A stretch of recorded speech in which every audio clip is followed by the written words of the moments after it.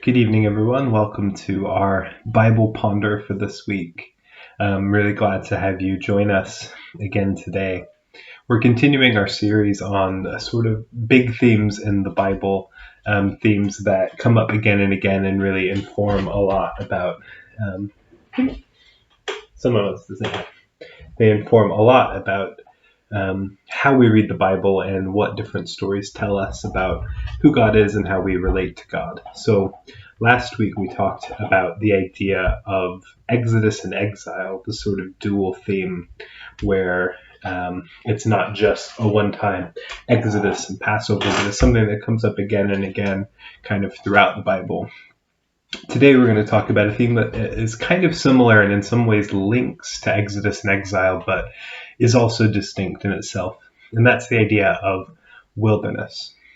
So obviously the big link between wilderness and Exodus and exile is that in the story of the Exodus with the Israelites, they are 40 years in the wilderness before they enter into the Promised Land. So that is a big link there, but it's not the only place it happens. So wilderness comes up as a place that means a lot of different things, but its recurrence itself is important. So it's often related to either 40 years, 40 days, some kind of time period that is meant to be, it also represents the wilderness, but different people go out into the wilderness for different reasons. So we have Moses, who goes out into the wilderness after he murders the Egyptian. He flees out to get away, to escape that former life.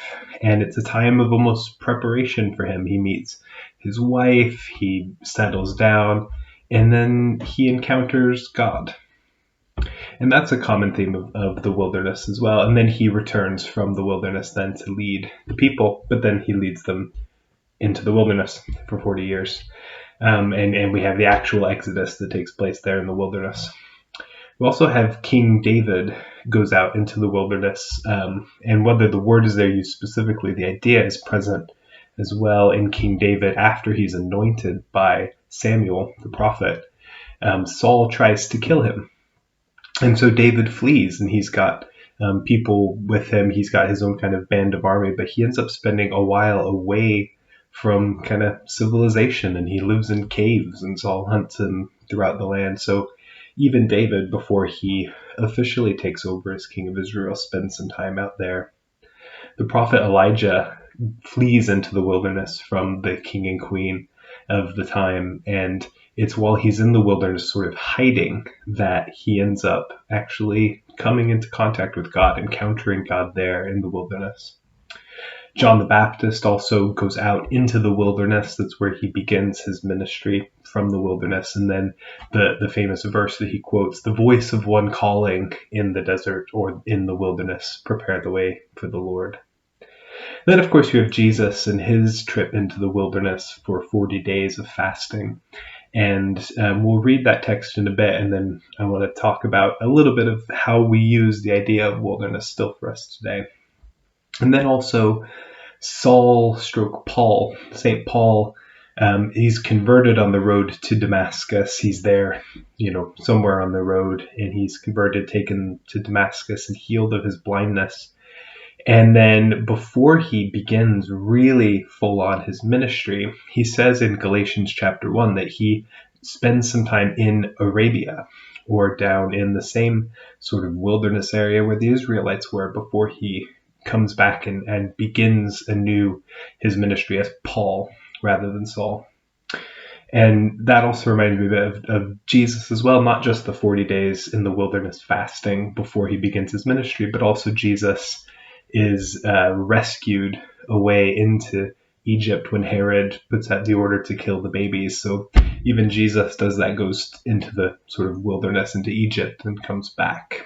And then a last sort of couple of characters that go into the wilderness in the book of Revelation. You have the woman who gives birth to the one who is going to change everything. She's hunted by the dragon, and she escapes to the wilderness to hide from the dragon. And she is part of linking to that prophecy from Genesis that the woman will give birth to one who will crush the snake. But then later on in Revelation, you have a beast that is linked to Babylon who mimics everything about Jesus. It's sort of this perverse kind of mimicry of Jesus and the church and all sorts of other things kind of wrapped into one character, and that character goes into the wilderness for a time. So the wilderness comes up again and again, and sometimes it's just a geographical location. It's the Middle East. There's a fair bit of different kinds of wilderness, but it's also something that means something. There's something significant there, but whether it means the same thing every time is not exactly true. So sometimes it's a holding period between who you are and what you do, and it's where you go or where you're taken, or between one thing and another. Sometimes it's where you wait for God. It's kind of what Elijah does. And sometimes it's where you find God. Sometimes it's a place of testing, like for Jesus. Sometimes it's a place of refining or preparation in some ways, like for Paul or for the nation of Israel, or rescue or mimicry, as I mentioned before. So what does it mean for us? Let's read the beginning of Matthew chapter 4 and the famous story of Jesus going into the wilderness. And then I want to talk about how we can talk about wilderness and what it means for us. So Matthew chapter 4, beginning in verse 1. Then Jesus was led up by the Spirit into the wilderness to be tempted by the devil.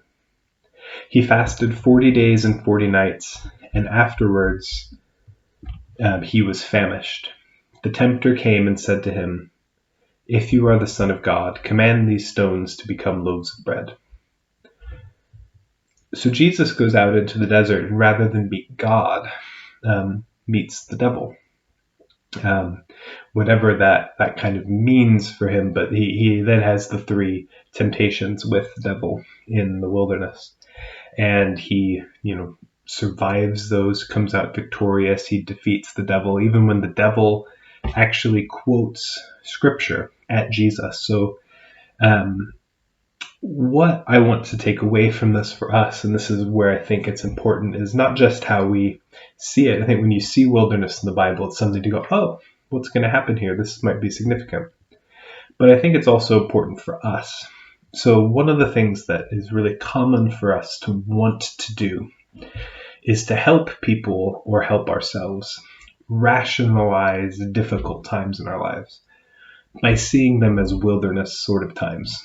So maybe we tell a friend who's going through a really rough patch that, this is just the wilderness, and it's just a time of testing. God is testing you, but you need to come out the other side. And it's like, well, sometimes the wilderness is testing in the Bible, but sometimes it's not.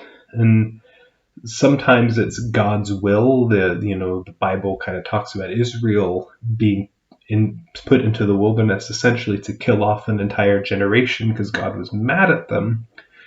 But the wilderness isn't necessarily always that case. Elijah flees into the wilderness on his own and there meets God.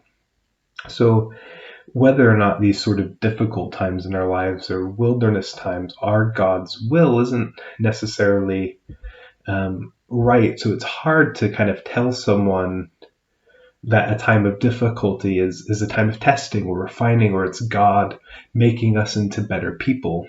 Not only is that not necessarily truthfully accurate, but I think it's also really unhelpful pastorally. And so one of the ways I want to kind of reframe this idea of thinking about the wilderness and how we encounter God, how we relate to God in the wilderness, is I think it's helpful maybe when we're looking back at it. So it's helpful for the Israelites to look back on their 40 years in the wilderness and see what God was doing that led to where they are now. But while they're in the midst of the wilderness, they're grumbling, they're hard-hearted, they don't want to hear any of it. So I think it's difficult in the moment to see that. And it's hard to know what exactly is happening in the wilderness. So I think maybe it's helpful when we're looking back at our own lives, and perhaps you've done this with certain points in your life where you've looked back at a difficult period and maybe recognized how you were shaped, how you were formed, or maybe how you were relating to God, or how God was relating to you during that time. But it's really hard to see that in the moment, and it's hard to see it for ourselves. It's hard to see that for other people, and we could oftentimes be wrong with what we think God is doing or how we think we're relating to God by trying to either say what's happening in the moment or even try and forecast and tell people that, the difficulty they're experiencing is God's will, or it's God's testing, or is it any one of those things? Well, we don't really know until we've come out of it. And that's one of the things about wilderness, is we can look back and see how we relate to God, but it's hard to see in the moment what's happening. All we can do is persevere, is endure, is do our best to keep living as faithfully as we can and as lovingly as we can. And then perhaps we can look back and see how the wilderness has affected us, and see where God met us in the wilderness, or where we ended up meeting God. So it's helpful then to look back and see that. So that's really in brief kind of how I see wilderness in the Bible. There's a whole lot more to it than that. If you want to go away and look it up, there's tons and tons of verses in the Bible with the word wilderness in it.